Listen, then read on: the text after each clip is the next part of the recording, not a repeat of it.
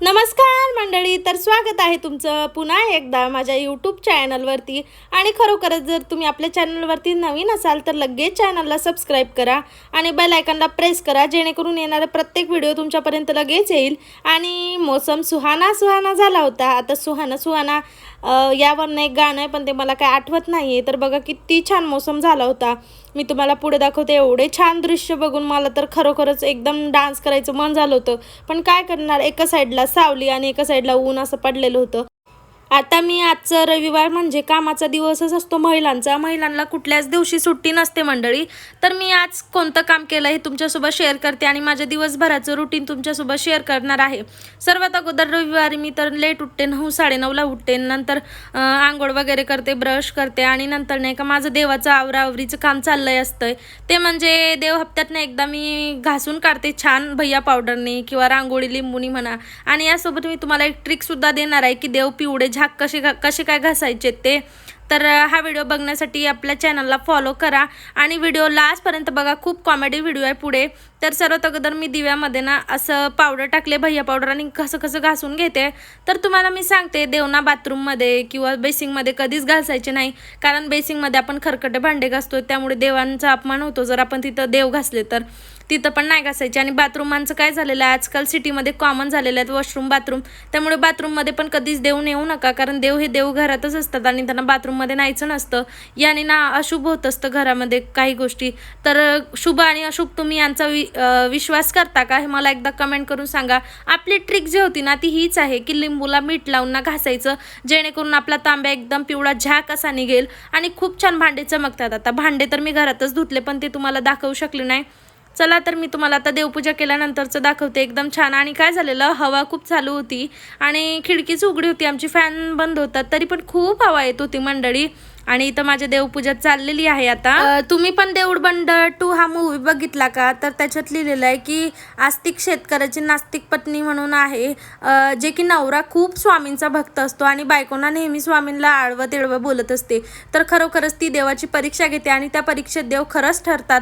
आणि मी तुम्हाला सांगते की ज्याचं मन चांगलं असणार, ज्यांनी कर्म वाईट केलेलं नसणार ना, त्याला देव एक दिवस नक्की दिसणार. नाही दिसला तरी देव त्याला त्याचं फळ देत राहणार. त्यासाठी म्हटलेलं आहे ना की कष्ट करत राहा, फळाची आशा करू नका, एक दिवस देव नक्की फळ देईल. असो, पण मला कधी देईल हे माहिती नाही, पण तुमचा जर सपोर्ट असला तर मला पण लवकरच फळ मिळेल आणि यश सुद्धा मिळेल. या यशाची मी खूप दिवस वाट बघेल आणि जेवढं माझ्याकडनं होईल तेवढं प्रयत्न करेल. आता हे आसमान नीला नीला हरा हरा कसं काय दिसतंय मला माहिती नाही, पण वातावरण खूप छान झालं होतं मंडळी. असं थोडंसं कॉमेडी तुमच्याशी बोलल्यावर माझं मन खूप हलकं होतं. इथं मुलीने उद्योग केला, तिने मला एक झापड मारली, पण मी तिला 4 झापडी मारल्या आणि शांत बसवलं. नंतर धुतले कपडे. आता कपडे धुतले म्हणून काय झालं, बायांच्या मागे तर खूप कामं असतात. नंतर प्यायच्या पाण्याचा माठ आणि हा माझा स्वयंपाकाच्या पाण्याचा माठ, हे दोन्ही भरायचे होते. हे प्लास्टिकचं माठ आहे, पण हे असं आमचं छोटंसं घर आहे मंडळी. आणि तुम्हाला माहिती आहे का, एखादी महिलांना खूप छोट्याशा संसारात सुद्धा खूप सुखी राहू शकते, जे की मी आहे. माझा संसार खूप छोटा आहे आणि समजा आमचं घर जरी आता रेंटचं आहे, गावाकडे आहे स्वतःचं घर, पण घर जरी रेंटचं असलं तरी आम्ही खूप खुश आहोत. थोडेसे भांडणं होतात, पण प्रत्येक भांडणांमध्ये कोणी ना कोणी माघार घेतं, त्यामुळे आमचा संसार खूप सुखाचा चालला आहे. खूप लोकांना वाटतं की आमचं बरं नाही व्हावं, पण स्वामी आमच्या पाठीशी आहेत, आमचे सगळे देव आमच्या पाठीशी आहेत. आणि मी प्रत्येक देवाची भक्ती मनाने करते. मी कधीच कोणाचं वाईट केलं नाही, त्यामुळे माझं कोणी वाईट करू शकणार नाही, मला हे माहिती आहे. आणि हे तर मी आता ठरवलंच आहे की देऊळबंद मूवी बघितल्यापासून आपण जर कुणाचं वाईट नाही केलं तर देव आपल्याला केसांना सुद्धा धक्का लागू देणार नाही. असो, नंतर ना आंबा कापत होते तेवढ्यातच माझ्या हाताला थोडासा चाकू लागला. असू दे, आता तुमच्याशी बोलण्याच्या गडबडीत झालंय ते, पण मी आता याचा दोष पण तुम्हाला काय देत नाही. नंतर ना आंबा खात बसले. इतकी भूक लागली होती ना, तर म्हणलं आज चला केळी आंबे आहे, थोडेसे फ्रूट्स होते, तेच खाऊयात आणि स्वयंपाक धनुचे पप्पा येतील तेव्हा बनवूयात, कारण आमच्या इथला किराणा आहे, पण थोडंसं जे भाजीला मेन सामान पाहिजे होतं खोबरं मसाल्यामधलं ते संपलेलं होतं. नंतर म्हटलं चला ते येतील तेव्हा आपण त्यांना फोन करून सांगूयात, थोडा वेळ आराम करूयात. पण काय झालेलं मी पुढे सांगते. बघा, आंबे खाण्याची एवढी मजा ना, माझी दन्नू बसलेली होती. आणि सॉरी बरं का, तिच्या पॅन्टकडे थोडंसं लक्ष देऊ नका, ते तिचे फेवरेट कपडे आहेत जे तिला तिच्या मंगला आजीने घेतलेले आहेत. मंगला आजी म्हणजे माझी आई आणि मीरा आजी म्हणजे तिच्या पप्पांची आई.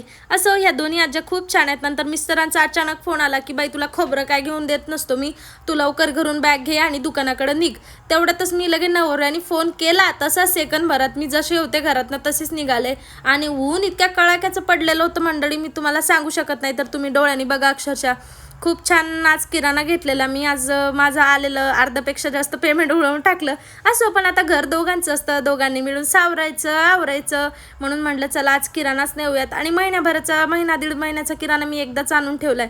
तसं तर आम्हाला भरपूर सामान गावाकडनं येतं, पण प्रॉब्लेम अशी आहे की एवढ्यात माझ्या सासूबाई आल्या नाहीत, त्यामुळे यावेळेस मला खूप सारा किराणा घ्यायला लागला आहे. असं पण आता काय करणार, त्यांना पण थोडीशी अडचण आहे. शेतीचे कामंसुद्धा चालू झालेले आहे, त्यामुळे येत नाही. हे तर कमीच आहे मंडळी. सकाळीच मी 550-600 रुपयाचा किराणा मागवला होता ब्लिंकिटवरनं. तो पण खूप छान आला होता. म्हणजे त्यामध्ये भाज्या पण आल्यात आणि मी शुगर वगैरे पण मागवलेलं, तेलचे पॅकेट पण मागवलेले. पण म्हणलं असं घरात थोडासा किराणा असला ना की आपल्याला टेन्शन येत नाही, वेळेवर खतम होतं ना, मग पुन्हा दुकानात जाऊन घ्यायला लागतं. तर मिस्टरांनी ना सांगितलेलं एक वस्तू तू बाजूला काढ, आपण चेक करूयात. कारण किराणा आणल्यावरती प्रत्येक वेळेस आम्ही चेक करतो कमी आहे किंवा जास्त आहे. जास्त जरी असलं तरी आम्ही त्यांना सांगतोय की बाबा एवढं राहिलंय, हे झालंय. कारण ते काका आमच्या खूप भरोशाचे आहेत आणि नेहमी आम्ही त्यांच्याच दुकानातनं किराणा भरतोय. तर माझ्या नवऱ्याने काय केलेलं मी सांगते तुम्हाला. हे जे साबण दिसत आहेत ना, हे 10वाले 5 साबण आम्हाला महिनाभर परवडतात, समजा पुरतात, त्याचा काही प्रश्न नाही. यांनी ना ते 125 रुपयाचा गट्टू घेतला. म्हणलं बाबा एवढं घेसाल तर मुलगी किती खराब करून टाकतेच. पुरे साबण माझी मुलगी माहिती आहे का भिंतीला लावते. असं तुमच्या घरात असे छोटे मुलं आहेत का आणि असले खोडकर धंदे करतात काय मला सांगा. आता हे हनी ना मी रोज गरम पाण्यात टाकून पिण्यासाठी आणलेलं आहे, पण आता बघू उद्यापासून माझं रुटीन फॉलो होत आहे का माझ्याकडनं. नंतर ना मेंदू वडे सुद्धा बनवायचे होते, त्यासाठी नाही का मी उडदाचे मोगर सुद्धा आणलेले होते, तांदूळ, शॅम्पू, जे घरातलं. आता तुम्हाला तर माहिती आहे की ग्रोसरीचं सामान काय लागतं, आणि ग्रोसरी सामान फक्त महिलांना माहीत असतं, माणसांनाही माहीत असतं, पण माणसांना एवढं कळत नाही की कुठलं परवडतंय आणि कुठलं नाही. तर आमचं किराण्याची आवरावर चालली होती आणि मुलीचा उद्योग चालू होता. आता हे मी जशी आहे तशीच घरातनं गेलेले होते, त्यामुळे माझ्या घरात थोडासा पसारा पडलेला होता, तुम्ही इग्नोर करा. पण काय होतं ना, महिन्याभराचा आता मी तुम्हाला सांगू शकते, हा महिन्याभराचा किराणा भरण्यासाठी आपल्या नवऱ्याला किती कष्ट करावं लागतात.